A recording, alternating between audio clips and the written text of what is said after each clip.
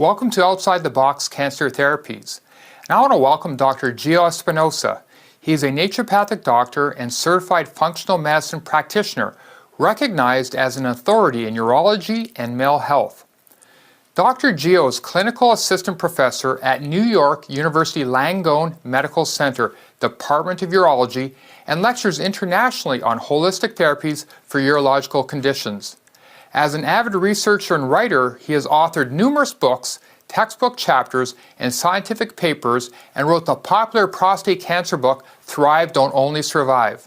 On his time off from work, he enjoys writing on his popular blog, drgio.com, spending time with his wife and 3 kids, and practicing martial arts. Welcome, Dr. Gio. Thank you so much, Dr. Spangler. It was a pleasure to be here. Well, everyone in our industry knows about you. You really are probably the leading expert in men's health, prostate health for sure. And you got a very interesting background. Why don't you tell the viewers how you got interested in men's health and, how you got all this expertise in prostate health? Well, that's that's a phenomenal question, because why would anyone want to be an expert in prostates and penises, right? That's probably a reflection of my quirky personality, or at least to some degree. But it turned out when I was in school, naturopathic medical school, a long time ago, let's just say, I started seeing it clinically as a student. I started seeing a lot of men, and men were asking for me. I live here in New York, so at the time I lived in an apartment building, like most of us here, so we pay a lot of money for very little. So I'm taking so in order for me to go from where I lived to University of Bridgeport, which is where I got my degree, it took me roughly about an hour to get there. If I left, and that's if I left at 6:30 a.m. for my 8 o'clock class. So roughly I got there at 7:30. If I left at 6:45, then I would hit traffic and I would be late for my 8 o'clock. I had it down to a science. One day I go up to, so one day and the joke was for my 8 o'clock class, Gio is always late. Yeah. So one day I'm actually early, 6:30, got my books, I have a kind of a stroll with me, like, hey, the joke is on them. And then I open up my bag and say, God, I forgot the book that I needed for the class. So I have to go upstairs. I live in the 16th floor. And I was like, that was it. Then once I had to do that, I knew I was going to be late. God. I go up, come back down. On the way down, a friend that, we played volleyball together. He didn't know what I did. I didn't know what he says, Gio, where are you going so early? I said, well, I'm a student, naturopathic medicine. So where are you going so early? Well, he says, I'm a urologist. So tell me about naturopathic medicine. I don't know what that was. Natural medicine, I explained. He says, wow, fantastic. How can I get you to work with me? I mean, all my patients are asking me about saw palmetto, and I don't want to, Yeah. So then you got to pay attention, right? And that is like, if you believe in whatever, the universe or God, something is hitting you in the head and saying, hey, idiot, this is where you need to go. And that's what I did. So, the rest is history. Then I worked with Dr. Aaron Katz at the Holistic Center of Urology. Then I became absolutely obsessed with men's health and urology. I bought every book, naturopathic, conventional. I wanted to know everything, every naturopathic approach for every urological and male problem. I wanted to know every conventional approach, even though I didn't practice conventional medicine. But I wanted to see, how that type of medicine worked. Long story short, years, maybe 13, 14 years later, now I'm at NYU heading the Integrative Functional Urology Center here in New York, and, is the best decision I've ever made besides marrying my wife. Nice. Well, you're a unique character for sure. No, but it is unique. I don't know of any other holistic doctors, certainly naturopathic medical doctors, who are working at a conventional medical center in urology. You were at Columbia, now you're at Langone, right? Yeah, NYU Langone, yeah. Yes. So I don't know anyone else in the history of naturopathic medicine who's done what you have done, do you? I appreciate that. I'm just humbled, with the opportunities. I couldn't be happier being at a very, very conventional, orthodox medical setting, quite frankly. Yeah. Well, you're making us look good. We thank you for that. My pleasure. Thank you. Now, as you know, more than 2.5 million men in the United States have prostate cancer. Over a billion men worldwide. Right. And thankfully, we got guys like you out there helping people, helping to prevent prostate cancer, helping men get through the treatment with prostate cancer, using the best of both worlds, integrative medicine, integrative oncology. So, Dr. Gio, as you may know, I've got a book here, Thrive, Don't Only Survive, and it happens to say, Dr. Gio's Guide to Living Your Best Life Before and After Prostate Cancer. That's right. So a great book. This really is an excellent reference book to help families, to help men, help practitioners walk through the world of integrative oncology and to give the best information on how to help men prevent and treat prostate cancer. So we're going to go through some of the main sections and get your comments on it, okay? Absolutely. Now let me start about the prostate gland itself. As you know, you first see the patients with prostate problems, the men, they don't really understand what is this prostate gland all about. So maybe give us a little bit of a primer on the prostate gland. So the prostate gland, it's roughly a walnut-shaped gland. It's a gland, and it's a muscular gland, meaning there's muscles around these glands that secrete different things, including this marker that provokes anxiety called PSA, right? Right. So it's about the size of a walnut if it's a normal size. That prostate, that size of a walnut, quote unquote, can get bigger and bigger and bigger. There's only one purpose for the prostate gland, which is interesting considering that it causes so much trouble as a man gets older. You know, you would think it has multiple functions. If you're going to go through all the hardship as you get older, it should have, multiple life-longing functions. It has one function, and that's for conception, right? To conceive, because it plays a major role in the production of semen and the expulsion of semen out of the penis, and that's his only role.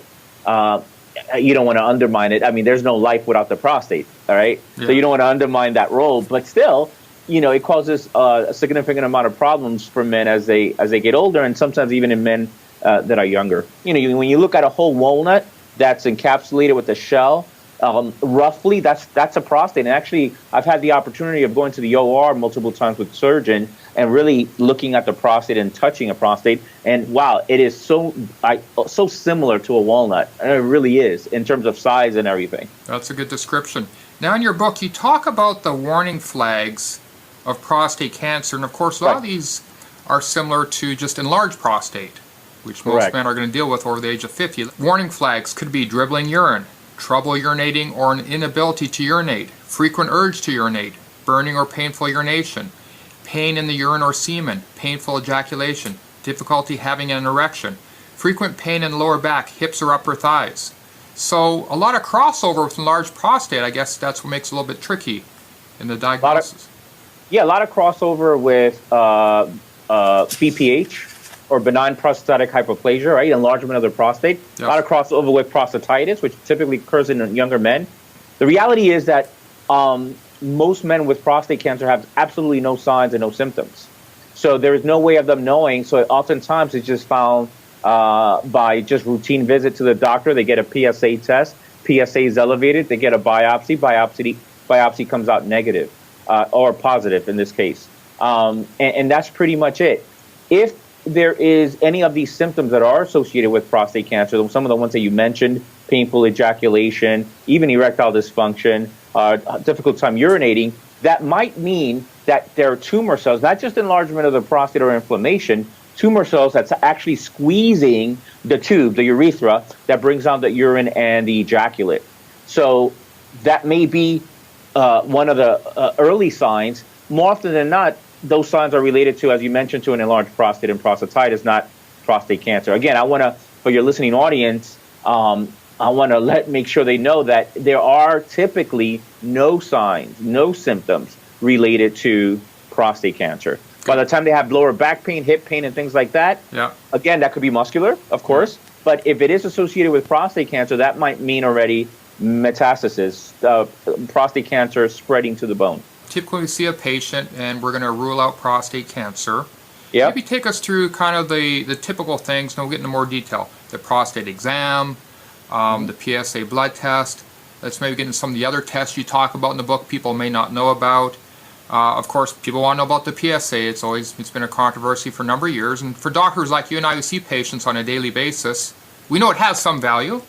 It's obviously far from a perfect test. But let's get your expertise on walking us through the exam of a prostate, the palpation, the blood work, starting with the PSA, and maybe some of the other tests which you like to use.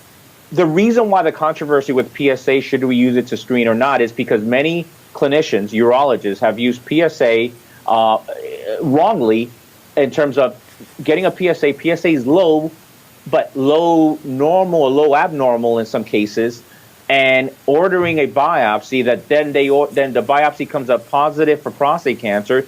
Meanwhile, is low-grade prostate cancer, which the treatment doesn't really improve their longevity from prostate cancer, and then it's just downhill from there in terms of side effects from the prostate treatment, and then of course increase in healthcare costs. And then so the United States Preventative Task Force around 4 or 5 years ago say, hey, stop screening with PSA. That's not necessarily a good thing. And the reason I'm giving the audience that's this background is because, you go to any urologist or any doctor, they may have a different approach to how they screen for prostate cancer, right? Right. Typically, of course, the guys that are coming to see you and I, Mark, they want less is more. They're trying to avoid a biopsy, right?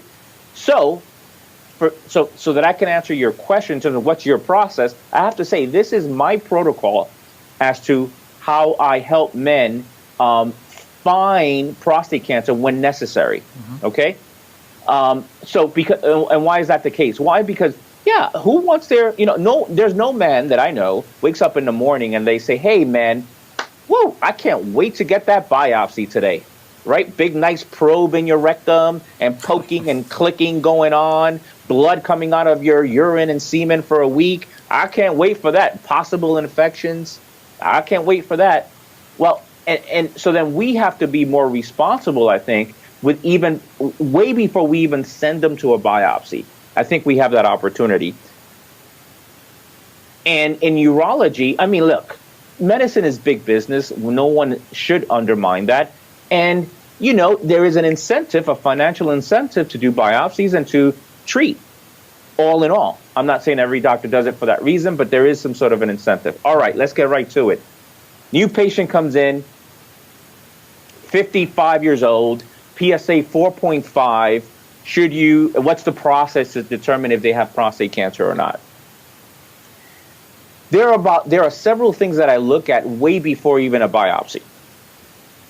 Okay? I look at PSA history and PSA velocity, meaning how has this PSA changed within the last 1 to 2 years? So this guy, 55 years old, PSA of 4.5, I'm not alarmed, particularly if he's showing me signs of an enlarged prostate.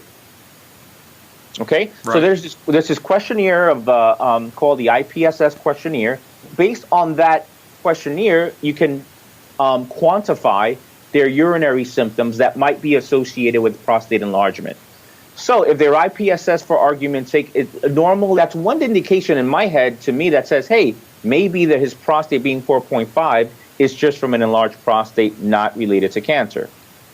Then we look again at PSA velocity within the last 2 years or so. So just that number by itself doesn't scare me. Right. Let's say that number he's always had a PSA of, within the last 2 years, it was 5 2 years ago. Then 6 months after that, it was 3.5. 6 months after that, it was 4.2. 6 months after that, it was 3.8. And then now it's 4.5. Cyclically, that's not concerning to me, right? It's more concerning when the velocity is continuously upward. Okay? Yep. So that's the other thing, right, that I look at. Then the third thing is the prostate exam. It's very important because you're looking for nodules or the absence of nodules. Nodules can signify, not always, prostate cancer. So if the prostate feels a little like an enlarged prostate, and there's certain things, I don't want to get into the weeds, there's certain things that you're looking for, and it feels like an enlarged prostate, there again, PSA 4.5 might be related to an enlarged prostate. So that's number 3. The fourth thing you look at is a PSA density. What is that? Well, if we had to value the weight of the prostate or the size of the prostate from either an ultrasound or even better from an MRI, then you can make a calculation, and then which is you divide PSA score over PSA size, and anything above 0.15 is associated, not caused, or related, strongly related to prostate cancer. Right? So anything above 0.15 is more associated with prostate cancer. We look at that. Mm-hmm. Still concerned, maybe he has a family history of prostate. Hey, my father had prostate cancer. Okay, let's do a 4K score. The 4K score is actually a blood test that's much more specific and sensitive to prostate cancer, more so than PSA. Anything much higher than 7.5% might indicate, yeah, that's not only prostate cancer, but the type of cancer that you might want to pay attention to, right? The type of cancer that might be deadly. Right. If the PSA is, if the 4K score is 11, I had a patient this morning, his 4K score was 11, just because it's higher than 7.5 doesn't mean, oh my God, we need to biopsy right away. If it's a 25%, different story. Right. Okay? So that's that. We do. So, and then lastly, if all these 5 things that we're looking at, if they indicate, yeah, you know what, family history, let's just say, well, in this case scenario, the thing is not too alarming to me. If their 4K score is 11, cyclical PSA within the last 2 years, enlarged prostate, IPSS high, that's not too alarming. I say, hey, hold off on a biopsy. Let's continue to monitor. In a different case scenario where it's like many of these things are high, 4K score is high, continuous rise in velocity of PSA, abnormalities on the prostate exam, the next step is, hey, let's get an MRI of the prostate. The new technology with what's called T3 Tesla or T3T or 3 Tesla MRIs is really good. It's not perfect. It's not that they can see actual tumors there, but it's very good. It's very good, and you can see suspicious lesions, and they rate that in a what's called a PIRAD score in a scale of 1 to 5. Higher up on that score, more significant to something incredibly suspicious. Now we have all this data. We have a 3T MRI. Now we could do what's called a targeted, focused biopsy. And in that case, in the latter case that we spoke about, where everything kind of seems a little bit abnormal, then yeah, a biopsy should be performed, and then it should be the right biopsy, which is a MRI guided or what's called a fusion biopsy, MRI ultrasound fused biopsy, where the areas of interest they're more pronounced, and you can target that area a lot better than doing what most people are still doing, a blind biopsy, ultrasound guided, which is really a blind biopsy. All you can see in an ultrasound is where the prostate is. You can't really see anything that's suspicious, maybe some calcification or something, and then you're just shooting 12, 15 times blindly. So this form of biopsying is much better if one needs to go there. What percent of biopsies would you say are the targeted, the better kind, as you're saying? What percent in America do you think are being done the best way? Still low. Why? Because this MRI technology is very expensive. So big centers and sometimes, big cities, even private places have one too in big cities. So yeah, they're not widely available. The machine is very expensive. And I'll say this, which is actually also important. You could have the machine. That's great. Mm-hmm. Who's reading the images? So what's happening is that some people have the machine, but the radiologist who's reading it and interpreting it is not that experienced in just prostate. They might be experienced in suspicious tumors in breasts and other areas, and then they start doing prostate. So the interpretation of those images become as important and perhaps even more important than having that technology. Now, what about for the viewers out there across America and around the world seeing this series here? What would you recommend they don't have the option of getting, the best MRIs? If your car breaks down, you're going to do some research online so you can have a conversation with the mechanic as to what needs to happen so you don't get screwed. right? Yeah. Like yeah. you're gonna have some idea, so you're gonna learn the language a little bit, right? I gotta say, people have to be proactive. I think that the lay person, the lay male, has an opportunity to really educate themselves about this process, be proactive, be well informed, right? And ask good questions. You're forcing the person, the physician, to answer good. So the better the question, the better the answer.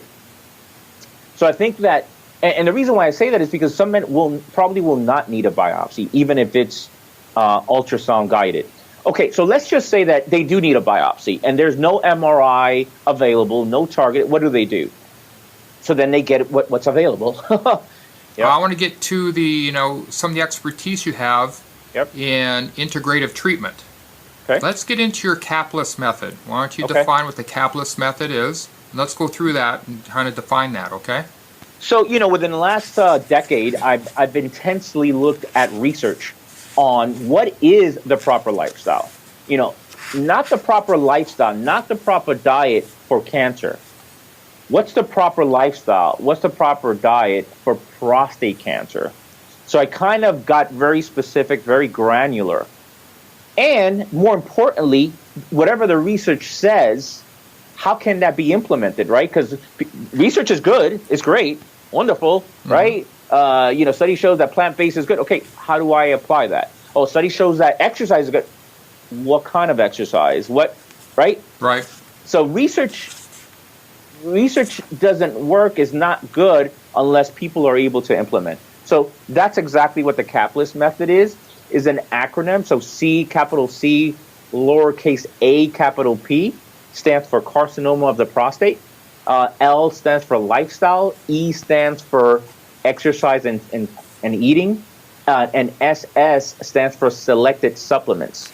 So the capless method. So it's a focused program on helping men that have been diagnosed how to create a microenvironment that's hostile to cancer cells and at the same time prolong their life from all-cause mortality. Right. We still know that most men with prostate cancer die from heart attacks, not prostate cancer. Your program, it can be used by men who are under active surveillance. They're being monitored by their doctors, seeing if there's changes or not, integrating holistic techniques, or men who are getting treatment for prostate cancer. You'd still want to incorporate the things we're talking about, the capless method. A guy on active surveillance, different than a guy with advanced disease, slightly, who have metastatic bone disease, let's just say.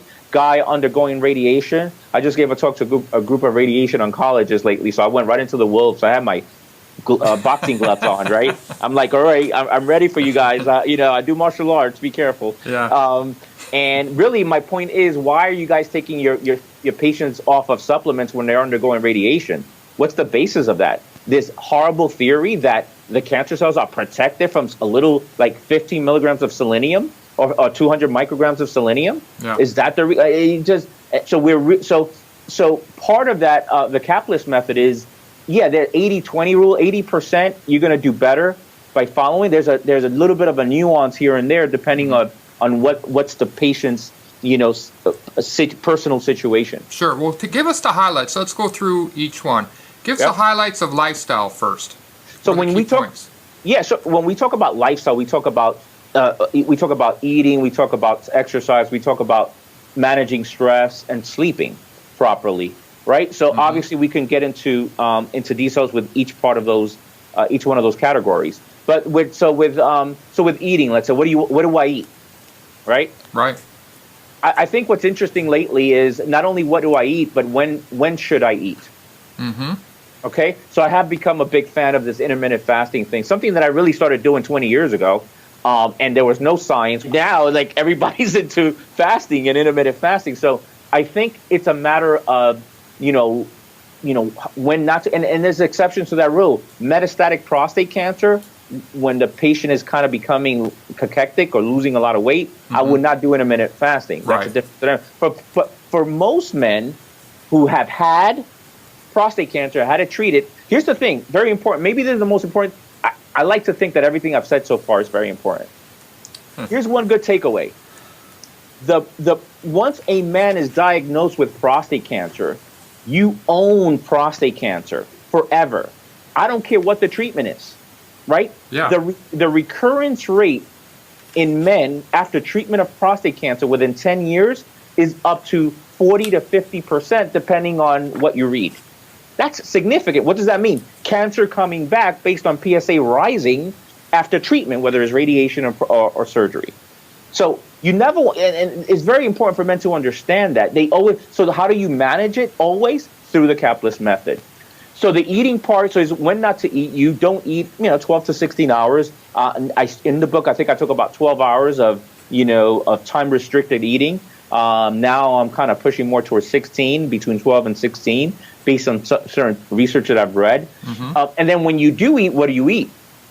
There's a food rating system that I have online where I help rate foods in a scale of 1 to 5. Foods that are higher up on the scale are more protective. So the more protective foods are actually the cruciferous vegetables, things like broccoli, Brussels sprouts, cauliflower. Cauliflower is one of the main white foods that I recommend. I don't recommend too many white foods. Right. So that's that. Kale, they have indole 3 carbonol, different phytochemicals that are in these vegetables that actually have not only antioxidants and only good minerals, they have anti-cancer properties specific to prostate cancer. So you want to eat more of those, right? Right. So there's more foods you should eat, more 4s and 5, and less 1 and 2s. 1 and 2s are the flours, the simple carbohydrates. The well-done meats are 1, right? Mm-hmm. For example, slow-cooked meats that are not too brown on the outside are 3. Neutral, right? Fish is actually very interesting. And we'll move on quickly. But I'll say this about fish. Fish, actually, here's the story with fish. Based on research, fish is this. Color fish, much better than white fish. Okay? Okay. From a prostate cancer protective effect. Color fish, salmon, sardines, better than things like codfish. Mm-hmm. Okay? Then, slow-cooked colored fish is a 5. Right? Okay. Or colored fish that's cooked in low temperature is a 5. Colored fish that's grilled or broiled is a 4. Still somewhat protective, not as much. White fish that's heavily cooked is a 1. Actually promotes more hydrocyclic amines and nothing else to counteract that. Right? Hydrocyclic amines are these, I know but just your audience, are these things that are created when you expose muscle meats to high heat, that browning and stuff. And so hydrocyclic amines are a potential, if not just outright a carcinogen. Yeah. So white fish that's fried is a 1 and so forth. So it actually can get very specific and granular. Again, this is all based on research. It's not my opinion. Yeah. Exercising with moderate to high intensity, 4 hours a week. Okay, 4 hours a week. That's based on science. So research shows that guys who have had prostate cancer who exercise actually 3 hours a week. I just think 4 is better based on my experience. 3 to 4 hours a week with moderate to high intensity have a lesser risk of dying from prostate cancer after they're diagnosed. Yeah, and that's quite significant. You put in your book there, in that study, 3 hours or more of vigorous physical activity per week, these men with localized prostate cancer had a 49% lower risk of death from all causes and a 61% reduced risk of dying from prostate cancer compared with men who got less than 1 hour of vigorous activity per week. So there's no drug supplement diet that can compare to that. But here's an interesting question. And there's, of course, no poll, I don't think, that's ever been done on it. But what percent of urologists in America, do you think, give that very specific information out to patients to encourage them to get that 3 hours or more of vigorous exercise, which is so significant? I mean, what percent, if you had estimate? Mark, this is my plight. How can you not make those kind of recommendations? Well, I'll tell you how you can't. The system is such where you only have 10 minutes with each patient. Right now, as we speak, many of my colleagues out there, they're seeing 40 patients today, in one day. Right. You think you're going to talk about exercise? No way. That's another 5 to 10 minute conversation. You know, a lot of these doctors I work with are actually healthy and health conscious, but most are not. I tell you the amount of times that I see Diet Cokes and pretzels all over the place, and that's a good diet. Diet Coke and pretzels, right? So there's a lot of, and many of them just don't exercise. They don't have the time. They are very busy, all these things. So if you don't do it, why would you recommend it? You have to do it and live it to sell it. Right. Now, according to your average urologist, because I hear it all the time in my office from patients coming in, there is no science behind supplements for prostate cancer. So comment on that and take us through some of the key ones you commonly use and why. Let me say this. I was on Dr. Radio show. The other day, a caller comes in, hey, how do you know that what you're saying is evidence-based? And actually, I was caught off guard, and I said, well, listen, and right before I was about to answer, the other medical doctor said, hey, hold on, I'll answer. Let me say this. What we do is likely less than 10% of evidence-based. And he was honest. Wow. Let's start with the premise of when you look at what's great research, it's very expensive, very arduous to do, very complicated, and nothing is patented, at least with regard to a dietary supplement. Right. Now, having said that, there is absolutely great research, or good enough research, for us to at least to act on the proper use and the selected use of dietary supplements. When you look at things like, when you look at selenium, for example, which a lot of men are deficient in, ironically, when you look at is a mineral, when you look at curcumin, tons of research on curcumin, who's going to deny that curcumin has benefits, if not for, prostate cancer, for all cancers, for prevention of Alzheimer's and things like that. Other like boswellia, for example, excellent herb, vitamin D, vitamin D3. Oh, well, listen, I'm outside a lot. Do I need vitamin D3? Yeah, you're outside a lot, but you're fully covered. So you're not making, the sun rays are not really stimulating enough vitamin D in your body for it to be effective and preventative and help your body prevent diseases and prostate cancer. Zinc, another very important mineral that is actually concentrated in the prostate and the thymus gland, of course. So they're just different but modified citrus pectin. There's a lot of different botanicals that come from nature that once we have them in a pill form, can enhance the therapeutic effect or this idea of creating this microenvironment hostile to prostate cancer. Look, I don't think people. I have to say, thank goodness, knock on wood, there's some case reports in the book. I don't think I cure prostate cancer. I never say, hey, Dr. Gio cures prostate cancer. Never say that. I help people. I help Mr. Jones, who's walking in with prostate cancer. And by doing so, you are interfering with all the different pathways that are involved in the development and progression of prostate cancer. I deal with the pathways, right? So what are the pathways? Reduce inflammation, stimulate the immune system, control blood sugar and insulin production, prevent against oxidative stress, promote detoxification, phase 1, particularly phase 2 detoxification, right? So when the crap comes in, the potential carcinogen that you may not know about, your body should be good enough and strong enough to eliminate it. Absolutely, that's true. It's multifactorial. And one of the nice things in your book you really stress is that prostate cancer is not a localized cancer. You got to look at the body as a whole because there's a breakdown in the whole body, the whole immune system, or oxidative stress, many other mechanisms, as you mentioned. And so that's why you have to address the diet, the supplements, the stress, the exercise.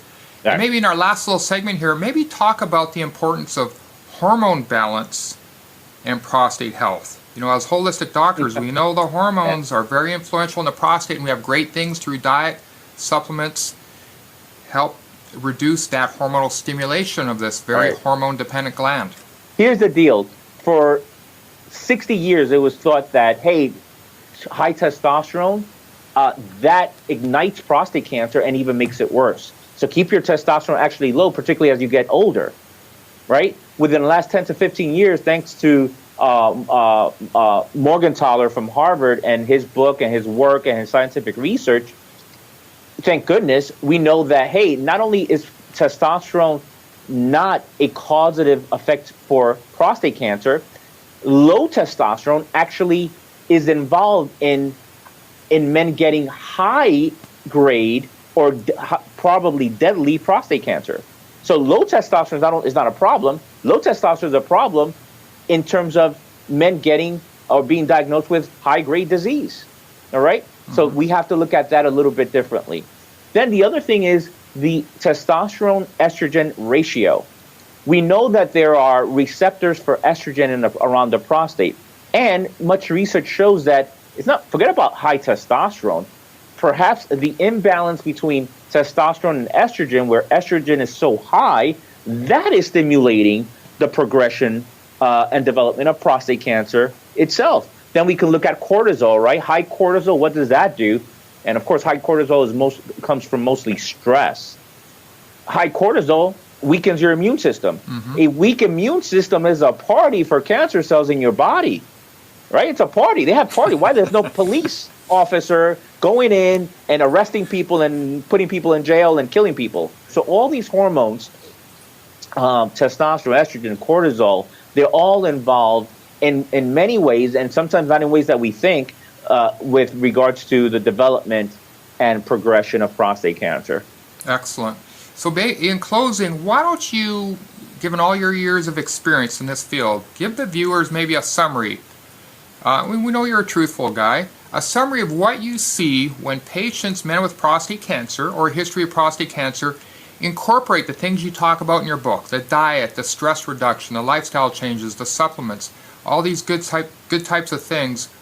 What difference overall do you think it really makes? Is it really obvious to you and all the men you've seen throughout the years versus men who just do the old mainstream conventional therapy? It's a game changer. It is a game changer. Okay, let's say I'm biased. Let's say, hey, of course you would say that this is what you do. Of course.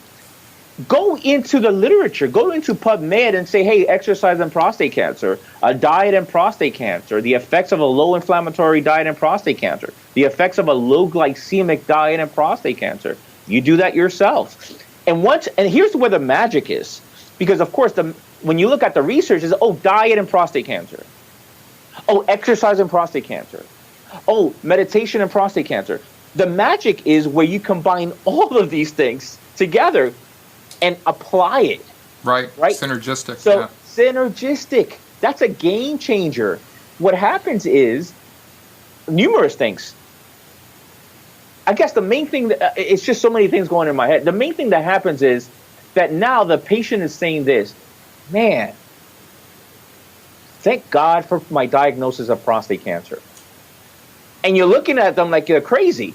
I'm not, but most people would. What do you mean? It's cancer.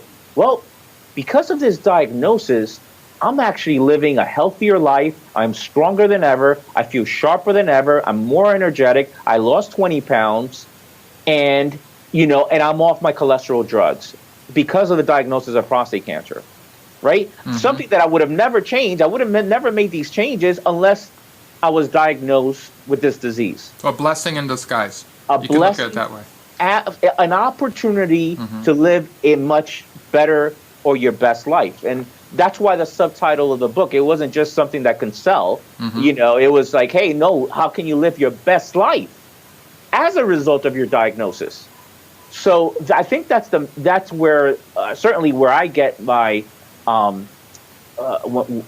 I feel the best is when I see these patients coming back, and not only is their PSA under control and all these things, but they're saying, hey, I am living a great life. I mean, I tell you, I'm 60 now. I'm in better shape than when I was 50. Yeah. And that's rewarding. Well, this has been phenomenal information, Dr. Gio. And to the viewers out there, the key is get educated. That's what this series is about. Dr. Espinosa, he's given you great information. Again, his book, which is on the screen, Thrive, Don't Only Survive, Dr. Gio's Guide to Living Your Best Life Before and After Prostate Cancer. And Gio, just before we end, you got a few different websites. Why don't you give those out, and we'll put them on the screen as well. Again, so education, people can get educated here. Yeah, thank you. So the main website where you could get anything you want is drgeo.com. That's Geo with an E. So it's drgeo.com. Okay. Thank you again. This has been great. My pleasure. Anytime, Mark.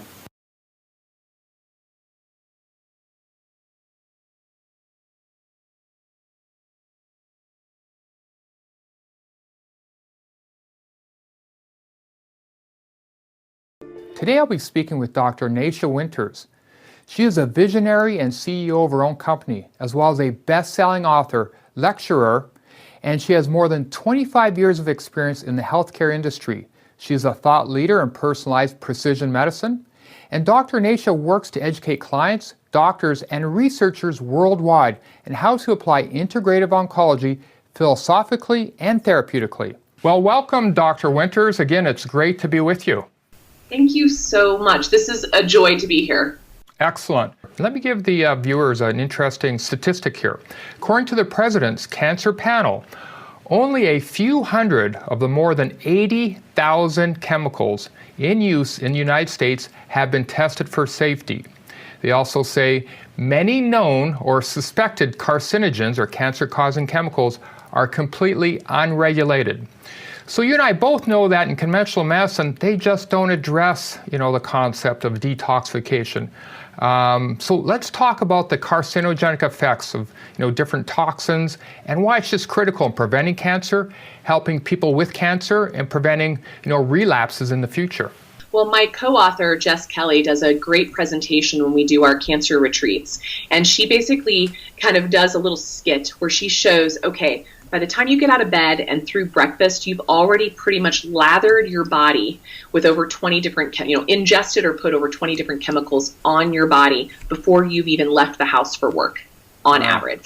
Okay, so that's coming down to what we're washing our hair with, what we're putting on our skin afterwards, what cosmetics we're putting on, what creamer we're putting into our coffee, especially if it's like a non-organic or an instant coffee process, what room deodorizers we have going on, in the house, just all those things add up. Not to mention the fat, what's in our fabrics, what's in our furniture, what's in our the new flooring. I can't tell you how many times I've seen people have a recurrence or a progression that just did a recent remodel on their house. These chemicals are coming at us every single day, and they're invisible. We don't see them. So, I have a perfect example of living in this beautiful place of Durango, Colorado. And you look on a map, people come here, flock to us for the natural outdoor beauty of where we live. And yet a few years ago, our river turned the color of mustard orange when an old gold mining mountain town 50 miles up north of us basically broke open and flooded millions of gallons of toxic chemicals that were part of the mining process into our river and turned it to this crazy color that made international news. Everyone freaked out, even though we had been leaking that a couple hundred gallons a year for 100 years. But then suddenly when you can see it and there's millions of gallons, now everybody's up in arms. And yet no one wanted to talk about, as myself and many of my colleagues in my community wanted to bring awareness to the water quality for years. And when it went orange, we thought, okay, it's our chance. But within a few days, as happens, dilution happens. Everyone's like back on their rafts. They even had a river parade. Our governor came and took a drink of water right out of our river. And we're like, what? We just go into amnesia so quickly when we don't see it. When it's out of sight, it's out of mind. Yeah. Today, we can't, as you said, those 80,000 chemicals are constantly swarming around us. So we have to start taking concerted efforts to lower our exposure to these things every single day. So just like we did a pantry overhaul, you have to start walking around, open up your I'm the person who comes to your house and opens up your medicine cabinet and looks under your sinks, because I want to feel safe when I'm visiting my family and friends, but I want them to have awareness as well. And so going into your garage, seeing if you've got an old bottle of Roundup in there, these are the things that are they seem like not a big deal, but it's the cumulative effect that we're all being crushed under. And we don't know how, let's say your and my chemistry are very different. We have different fingerprints of who we are. Our threshold is very different. I'm like a canary in the coal mine. Someone smokes a cigarette driving down the road and it makes me immediately nauseous that I smell that. Other people could just sit in an entire smoke the cigarette and sit in a nice smoky bar and have no symptoms whatsoever. So we all have our own personal threshold, as well as the fact that we're being bathed in it constantly. So we have to start to create some awareness of what we're being exposed to and how to mitigate it, how to avoid it, and how to get it out of our bodies. Right, and you do a great job in your book going through that. It goes back to what you said. If we want to have healthy mitochondria, healthy inner workings of the cell. We don't want there to be damage occurring, abnormal cell division. These toxins can do it. We know many of them which can, and there's many more we don't know about, which we'll find out in the future also can create the environment for cancer. But as holistic doctors, one of the beauties we have in our therapies, we have many good tools in helping people to detoxify. Now, of course, you don't want to put these things in the first place, as you said, but when we need to detoxify, and there's many different things that can be done, maybe go through some of the basic ones you use. And of course, this is important for people who've had treatment for cancer. They've had radiation treatments. They've had one of the many different chemotherapy drugs. And so detoxification is even more important for these people. I'm so glad you said that, because you had a vulnerable population to begin with when they got cancer, but now you've added known mitochondrial poisons to the mix, which are making those mitochondria even more vulnerable to become more susceptible to DNA damage, which then can lead to cancer again. That's why the American Cancer Society states that over 70% will have a recurrence. So that's why. Okay, that's probably the reason why, if that. So knowing that even things like Tylenol, they're like, oh, I have a little headache, I'm going to take a Tylenol. Oh, I stubbed my toe, I'm going to take a Tylenol. Tylenol is one of the biggest mitochondrial poisons out there, and it's available over the counter, So they think that even just it has to be a big, hardcore pharmaceutical chemotherapeutic agent, but it doesn't have to be. It can be something as simple as an NSAID, an over-the-counter Tylenol or an ibuprofen even has this effect. So when that's coming in, we have to kind of keep taking out the garbage as much as possible. One of the things I hear in most of my cancer patients before, during, and after treatment is they don't sweat, or it's very difficult to get them to sweat.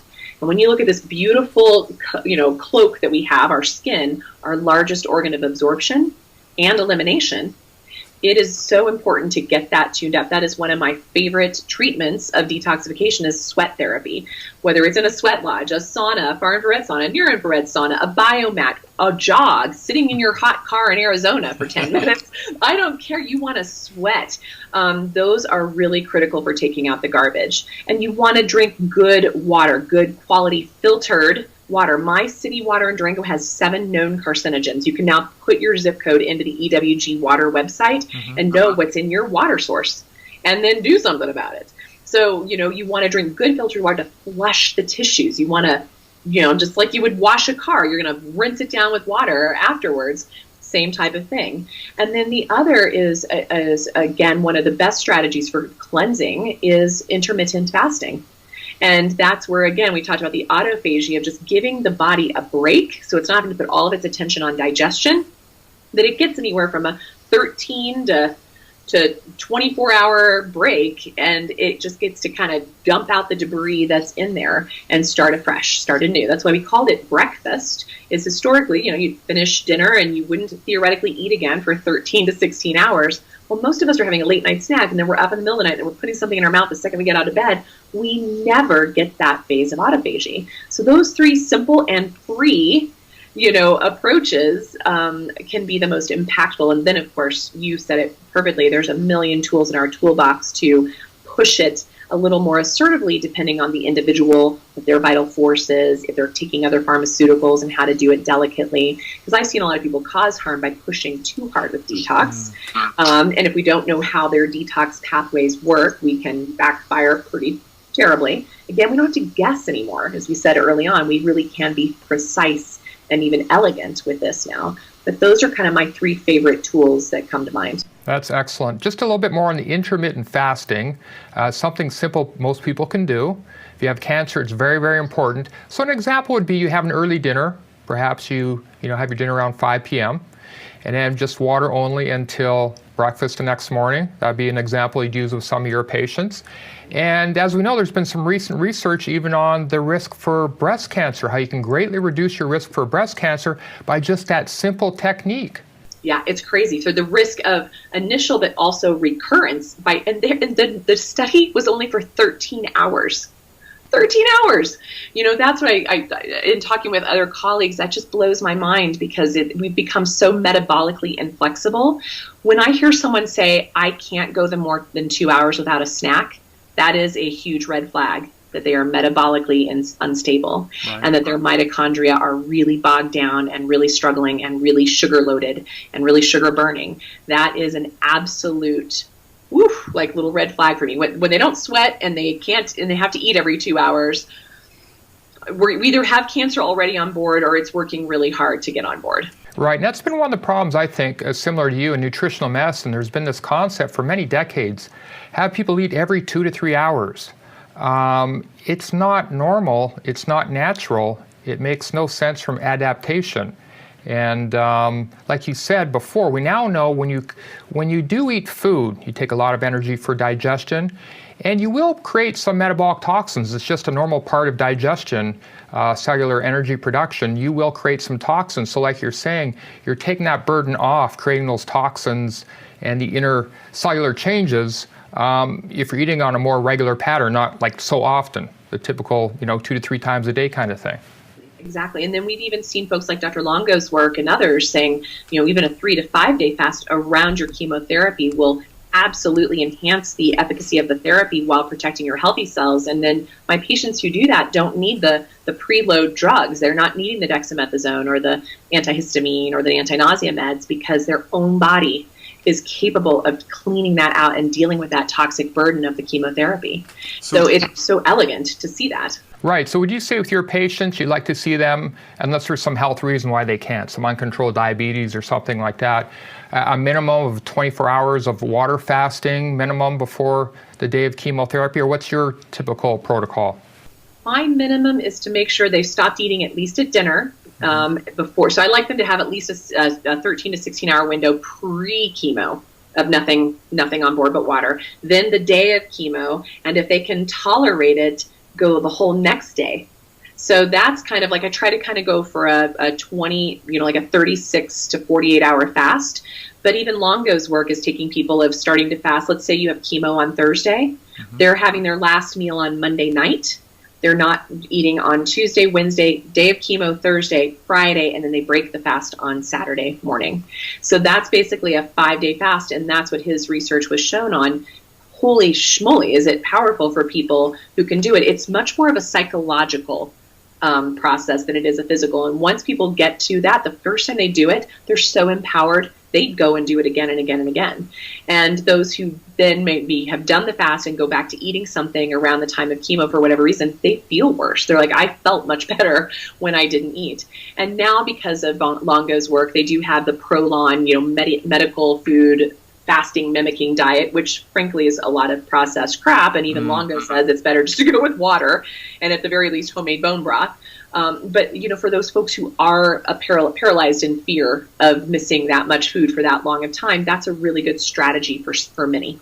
Right. Or we could recommend people just to get some confidence in it. They could pick just a day, do a water fast, see how you do. And when it comes to time for your chemo, it won't be such a scary thing for you. I think that's a really good strategy. Yeah. Just excellent. So again, Dr. Winters, thank you for all your time in this series, and we greatly appreciate it. Thank you so much, and be well. Thank you.